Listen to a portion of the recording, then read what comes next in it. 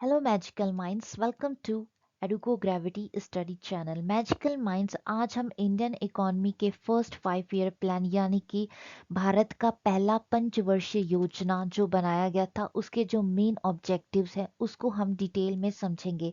सबसे पहले हमें ये देखना है कि ये जो फर्स्ट 5 ईयर प्लान है इसका मतलब क्या है। देखिए, देश के आज़ाद होने के बाद हमारा जो फर्स्ट इकोनॉमिक प्लानिंग था, इसका मतलब ये है कि भारत की अर्थव्यवस्था को ऊपर उठाने के लिए जो हमने प्लानिंग किया गया था वो 5 साल का पहला योजना था। ठीक। दूसरा पॉइंट ये है कि इससे जो भी हमारी इकोनॉमिकली बैकवर्डनेस थे उसको हमें इम्प्रूव करना था, और ये किस स्टेट से लिया गया है, ये यूएसएसआर से लिया गया है ये प्लानिंग।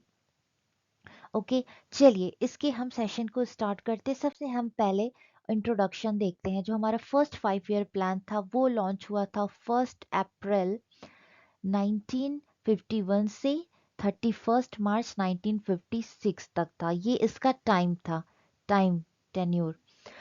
प्रेजेंटेड किया गया था इंडिया के first prime minister by Pandit Jawaharlal Nehru ji, and वो इसके प्रेसिडेंट थे। और इसको फर्स्ट 5 ईयर प्लान और प्लानिंग करने के लिए पहले हमने क्या बनाया था, प्लानिंग कमीशन। प्लानिंग कमीशन बनाया गया था, ये 2014 तक रहा। उसके बाद नीति आयोग इसकी जगह पे लाया गया।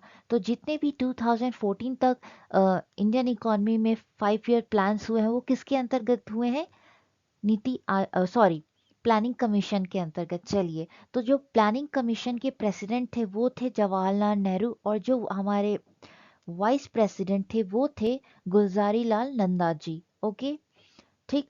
इसका जो मेन फोकस था वो था प्राइमरी सेक्टर को बढ़ाना। प्राइमरी सेक्टर किन किन चीज़ों को कहा जाता है या किन किन चीज़ इसमें इंक्लूड किए जाते हैं। एक होता है agriculture sector, fishing sector, forestry sector, mining sector, oil and gas extraction को। ये सारी चीज़ें प्राइमरी सेक्टर में इंक्लूड होती हैं। किस मॉडल पे बेस्ड था, ये बेस्ड था हेरॉड डोमर मॉडल पर। अब हेरॉड डोमर मॉडल जो है वो डेवलप किया गया था रॉय एफ के द्वारा। ये इकोनॉमिक्स थे। देखिए यहाँ पे कुछ एक फोटो है जिसमें प्राइम मिनिस्टर पंडित नेहरू और उनके साथ और जो रिस्पेक्टेड पर्सन्स बैठे हैं जो इंडिया की इकोनॉमी प्लान के लिए प्रिपरेशन कर रहे हैं। ठीक, ठीक है। अब मैंने आपको बताया था हेरोल्ड डोमर जो मॉडल है वो किस चीज़ पे बेस होता है। देखिए, ये बेस होता है इकोनॉमिक में जो ग्रोथ रेट होता है, ये बताता है सेविंग और कैपिटल के बेस पर होना चाहिए इकोनॉमिक ग्रोथ।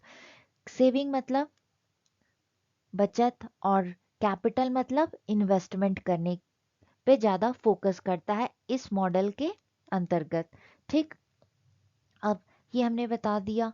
फिर उसके बाद है चलिए अब इसके ऑब्जेक्टिव्स को हम देखेंगे। ऑब्जेक्टिव्स की बात करें तो पहले इमर्जेंस ऑफ प्लानिंग। प्लानिंग का जो उदय है वो क्यों किया गया। देखिए, प्लानिंग बनाया गया, किन किन चीज़ों को इंक्लूड किया गया कि अगर इन सब चीज़ों में इन्वेस्टमेंट होगा तो इंडिया की इकोनॉमी बढ़ेगी, और जो भी इकोनॉमिकली ये क्या कहते हैं डिस्पैरिटीज थी उनको कम करना था, एम्प्लॉयमेंट जनरेट करना था। ये सारी चीज़ें इसमें इंक्लूड है। तो देखिए, सबसे पहले ये था कि हाई ग्रोथ रेट करना है। अब ग्रोथ रेट कैसे होगा, तो इंडस्ट्री लगेगी, काम बढ़ेगा, एम्प्लॉयमेंट जनरेट होगा, तो जिसकी वजह से हाई ग्रोथ रेट होगा। रूरल डेवलपमेंट, जो भारत उस टाइम भारत का जो मोर देन 80% पॉपुलेशन था वो रूरल एरियाज में आता था, मतलब वो ग्रामीण एरिया था। वहाँ पे डेवलपमेंट को करना, विकास करना, जैसे कि रोड बनाना, सड़क बनाना, पानी का व्यवस्था करना, ये सारी चीज़ें। एजुकेशन इंस्टीट्यूशंस को इस्टेब्लिश करना। फिर थर्ड हमारा एग्रीकल्चर डेवलपमेंट करना। ओके, कृषि कृषि को बढ़ावा देना। इंडस्ट्रियल डेवलपमेंट करना मतलब औद्योगिक क्षेत्र को बढ़ावा देना। इकोनॉमिक इक्वालिटी, जो भी देश में डिस्पैरिटीज हैं उसको कम करना, इकोनॉमिक एक्टिविटीज़ को बढ़ा के एम्प्लॉयमेंट जनरेट करना। और जो हमारा मेन जो सबसे बड़ा प्रॉब्लम था, पोवर्टी रिड्यूस करना।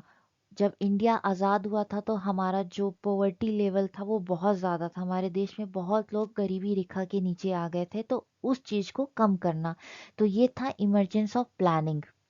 अब हम बात करेंगे ऑब्जेक्टिव्स की। ऑब्जेक्टिव्स में क्या क्या थी, देखिए ऑब्जेक्टिव्स का मेन ऑब्जेक्टिव ये था कि जो इंडिया की इकोनॉमी है उसको रिकंस्ट्रक्ट करना, रिबिल्ड करना भारत को, क्योंकि ऑलरेडी अंग्रेजों ने इंडिया के वेल्थ को ड्रेन कर दिया था। फिर इंडिया में वर्ल्ड वॉर सेकेंड फर्स्ट से भी प्रॉब्लम हुए थे, जो इकोनॉमिक थी वो सारा अंग्रेज लेके चले गए थे, वेल्थ जो था। ठीक, एक ये पॉइंट हुआ।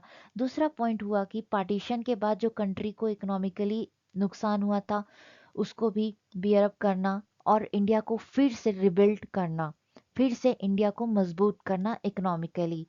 सेकेंड था इन्फ्लेशनरी टेंडेंसीज को रोकना, मृदा स्फीति दर को कम करना। ठीक, अब इसमें क्या होता है कि जब जो नॉर्मल वैल्यू बढ़ते हैं ना किसी चीज का, तब जो पैसा होता है करेंसी की ना यूनिट जो होती है खरीदने की कैपेसिटी वो कम हो जाती है, महंगाई बढ़ जाती है, तो इसी को कंट्रोल करना। फिर आता है to make the economic of country so strong as to accelerate the pace of economic progress. अब अर्थ जो हमारा आर्थिक एक्टिव जो काम है उसको बढ़ावा देना, जिससे कि देश में एम्प्लॉयमेंट जनरेट हो और इकोनॉमिकली हम प्रोग्रेस करें उस ज़माने के हिसाब से। फिर उसके बाद था हमारा जैसे कि इकोनॉमिक प्रोग्रेस करना, जैसे कि कंस्ट्रक्शन ऑफ रोड को बढ़ाना, ट्रांसपोर्ट को बढ़ाना, हाँ, रेलवे को बढ़ाना, कम्युनिकेशन फैसिलिटीज़ को बढ़ाना, वाटर इलेक्ट्रिसिटी प्रोजेक्ट्स को बनाना, ये सारी चीज़ें इसमें इंक्लूड होती हैं। फिर उसके बाद आता है to increase the production capacity and to lessen the economic disparity. Economically जो अमीर गरीब का फासला है उसे कम करना था। जो भी हमारा प्रोडक्शन है जैसे एग्रीकल्चर प्रोडक्शन हो गया, ठीक है, उसको बढ़ाना था। फूड क्राइसिस को कम करना था। फूड क्राइसिस भी उस टाइम एक बहुत बड़ा प्रॉब्लम हुआ करता था। उस टाइम बहुत हमारे स्टेट्स में क्या होते थे, बहुत फ्रीक्वेंटली फ्लड्स ड्राउट्स आते रहते थे, जिसकी वजह से एग्रीकल्चरल फील्ड इफ़ेक्ट होते थे और जो हमारा क्रॉप प्रोडक्शन है वो भी उस पर भी असर पड़ता था। और जो है to improve the availability position of raw material को सही करना, स्पेशली जूट और कॉटन को बढ़ावा देना। ओके, क्योंकि जब कॉटन बढ़ेगा तो कॉटन से कपड़े बनेंगे, कपड़े की इंडस्ट्री लगेगी, फैक्ट्रीज लगेगी, ये सारी चीज़ों को बढ़ावा देना। To constitute administrative and organizational setup necessary for enforcing the development program। जो भी हमारे विकास करने के पॉलिसीज थे, प्रोग्राम भारत सरकार सेंट्रल गवर्नमेंट के द्वारा चलाया जा रहा था, उसके लिए संगठन बनाना एडमिनिस्ट्रेटिव लेवल पे, प्रशासनिक लेवल पे, जो उसे इन्फोर्स करे अर्बन से लेके रूरल एरिया तक, इस चीज को बढ़ावा देना। ठीक, ये तो ऑब्जेक्टिव थे। अब हम बात करेंगे नोट्स की। देखिए जो हमारा टोटल बजट प्लान था उस पे कितने हजार करोड़ रुपए दिए गए थे, 2378 करोड़ रुपीस अलॉटेड किया गया था। सॉरी, यहाँ पे 7 ईयर हो गया है, 5 ईयर्स के लिए। ओके, अब देखिए, अब कंपेयर कीजिए उस टाइम का जो एलोकेटेड मनी था और इस टाइम का मनी, कितना डिफरेंसेस हो गया है, इंडिया कितना आगे बढ़ चुका है। इवन कि अब तो देखिए सिर्फ एक स्टेट मान लीजिए उत्तर प्रदेश है, उसी का अपना 5 ईयर प्लान का जो बजट है अप्रोक्स 7 लाख करोड़ का हो जाता है, बट एक्चुअल कितना एक्सपेंड हुआ था, 1960 करोड़ रुपए ही, इसमें भी बचत हो गई थी सरकार की। फिर जो जो टारगेट अचीव करने के लिए रखा गया था, जैसे कि टारगेट रखा गया था 2.1, लेकिन अचीवमेंट ग्रोथ क्या हुआ था, 3.6 हुआ था, ये भी एक प्लस पॉइंट हुआ था। फिर उसके बाद था कि एंड ऑफ द ये प्लानिंग 1956 इंडियन गवर्नमेंट ने 5 नए technological Indian institute of technology की स्थापना करी।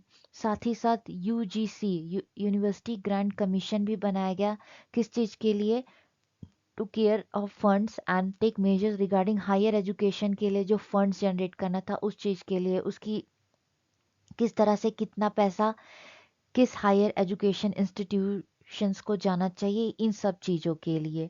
ओके, फिर हमने उसके साथ 5 स्टील प्लांट्स भी लगाए गए थे, 5 स्टील प्लांट्स भी लगाए गए थे आपके। फिर उसके बाद WHO के साथ मिलकर गवर्नमेंट ऑफ इंडिया ने जो बच्चों के हेल्थ इश्यूज हैं उस पर ज़्यादा फोकस किया, और जो मेन मोटिव था कि इन्फेंट मोर्टेलिटी रेट उसको कम किया जा सके। साथ ही साथ भाखड़ा, हीराकुंड और दामोदर वैली डैम्स को भी बनाया गया। ओके, अब देख लेते हैं एरिया, वो कौन कौन से एरिया है जिस पर कितना परसेंटेज इन्वेस्टमेंट किया गया। तो सबसे पहले जो था वो दिया गया आपका इरिगेशन एंड एनर्जी को, ठीक, उसमें 27.2% इन्वेस्टमेंट किया गया कैपिटल में। फिर उसके बाद एग्रीकल्चर और कम्युनिटी डेवलपमेंट के लिए 17.4% दिया गया, इंडस्ट्री के लिए मतलब कि इंडस्ट्री लगाने के लिए, औद्योगिक के लिए 8.6, सोशल सर्विसेज के लिए 16 पॉइंट। अब सोशल सर्विस में आ गया जैसे कि हेल्थ सर्विस प्रोवाइड कराया जाता है गवर्नमेंट ऑफ इंडिया के थ्रू, इन सब चीज़ों के लिए 16.6 दिया गया। फिर रिहैबिलिटेशन ऑफ लैंडलेस फार्मर्स, जो उस टाइम में जो किसान थे जिनके पास जमीन नहीं था उनके लिए 4.1% का एलोकेट किया गया। फिर और भी जो सर्विसेज थे जो छूट गए थे उनके लिए 2.5, और ट्रांसपोर्ट के लिए 2.4 सेकेंड हाईएस्ट इन्वेस्टमेंट था।